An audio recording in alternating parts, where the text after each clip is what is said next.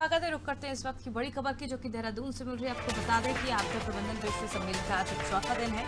सम्मेलन के अंतिम दिन जारी होगा दून डिक्लेरेशन दस्तावेज। वैज्ञानिक और विशेषज्ञों के ने तमाम पहलुओं पर मंथन किया है। दून डिक्लेरेशन में अब आपदाओं से निपटने का अस्त्र तैयार किया जाएगा। चलिए ज्यादा जानकारी के लिए रुक कर लेते हैं एक बार फिर संवाददाता सोनू सिंह की ओर। सोनू, जिस तरह से विश्व सम्मेलन का चौथा दिन है और आपदा को लेकर कई तरह की जो चर्चाएं हैं, मंथन है, वो पिछले 4 दिनों से लगातार की जा रही है और इससे पहले भी आपदा प्रबंधन विश्व सम्मेलन आयोजित किया जा चुका है। ऐसे में अब इस बार क्या कुछ तैयारियां होंगी जिससे आने वाले वक्त में आपदाओं से निपटा जा सके?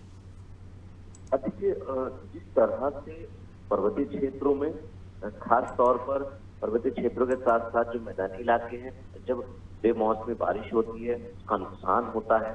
और जब पर्वतीय क्षेत्रों में बारिश और भूकंप जैसी स्थितियों से जब आपदाएं आती हैं, प्राकृतिक आपदा की अगर उत्तराखंड की भी बात कर लें तो 2013 की केदारनाथ की आपदा देख लीजिए। 2000 के दशक से पहले की अगर हम बात करें तो 1994 में उत्तरकाशी के वर्णवत पर्वत में जब भूस्खलन हुआ था। इसके साथ साथ अगर हम बरसात के समय की बात कर लें और लगातार जो बेमौसमी बारिश के साथ साथ जो ग्लेशियरों का पिघलने की रफ्तार बढ़ रही है, जलवायु परिवर्तित हो रहा है, तो इसको लेकर के तमाम विदेशी विशेषज्ञों ने, वैज्ञानिकों ने अलग अलग पहलुओं पर मंथन किया।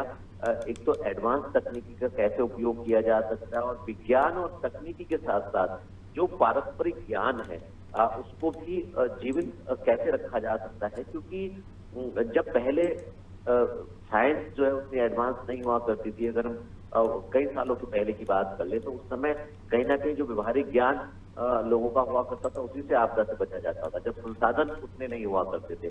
तो तमाम ऐसे पहलू हैं जो आपदा से जुड़े हुए हैं, जिस पर मंथन किया गया। और इससे संबंधित जो शोध किए गए, उन शोध को भी और तमाम जो विशेषज्ञ वैज्ञानिक हैं उनके सुझावों को इसमें शामिल कर एक दून डिक्लेरेशन के नाम से दस्तावेज तैयार किया गया। और इस दस्तावेज को जो वैश्विक स्तर पर इसको एक दूसरे से साझा किया जाएगा। तो कहीं ना कहीं उत्तराखंड के लिहाज से, देश के लिहाज से और अंतर्राष्ट्रीय स्तर पर ये जो आपदा को लेकर के, आपदा प्रबंधन तंत्र को लेकर के, आपदा न्यूनीकरण को लेकर के और जान माल का कम से कम नुकसान हो और साइंस के साथ साथ जो पारंपरिक ज्ञान है इसका समावेश हो, इन तमाम पहलुओं पर मंथन किया गया है।